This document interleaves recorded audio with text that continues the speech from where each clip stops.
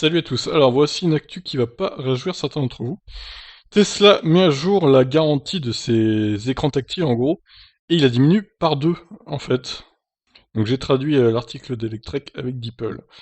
Tesla a mis à jour sa garantie pour son unité multimédia et son écran tactile déjà problématique avec une limite ridiculement plus courte de 2 ans ou 25 000 miles. Alors 25 000 miles on va calculer. Ça nous fait 40 000 km. Bon c'est pas ouf hein.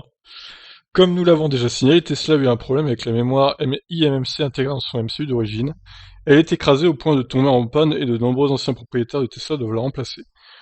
Oui, ça c'est une précédente vidéo qu'on avait fait du coup. En cas de panne pendant la garantie illimitée de 4 ans de Tesla, cette dernière l'a remplacée par une unité neuve ou remise à neuf, qui était également garantie pendant 4 ans ou 50 000 miles, donc 80 000 km.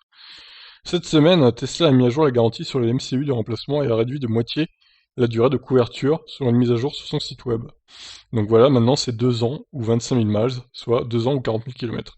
La mise à jour de la garantie intervient quelques semaines seulement après l'annonce que Tesla fait l'objet d'une enquête de la NHTSA sur la question du MCU.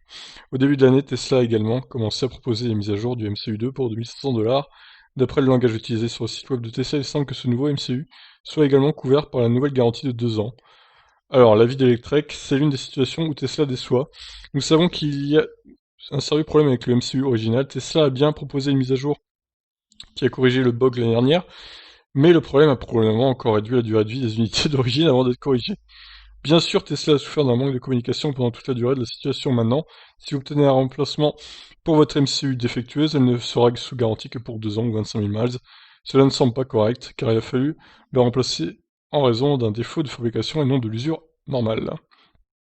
De plus, Tesla met à jour la garantie au moment même où il commence à effectuer des mises à niveau de l'ordinateur FSD sur les véhicules MCU1 et où les propriétaires signalent des problèmes avec le MCU après avoir mis à niveau l'ordinateur de pilote automatique.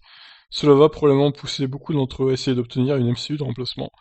Le passage à la prévente de la FSD avec des mises à niveau informatique peut sembler intelligent au début, mais il semble maintenant que cela se retourne un peu contre lui et Tesla s'attend à être submergé par les mises à niveau des MCU, ce qui entraînera une modification de la garantie.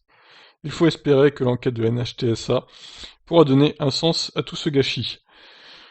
Ouais, bah c'est vrai que c'est pas cool de la part de Tesla d'avoir diminué par deux la garantie là, parce qu'on sait que c'est des pièces assez fragiles. Donc peut-être que le nouveau MCU est plus fiable et ça va moins tomber en panne, mais bon, 2 ans ou 40 000 km, ça paraît peu quand même. Surtout 2 ans quoi, donc... Bon, c'est un petit coup pas très gentil de la part de Tesla, on va dire. Un sale coup, on va dire.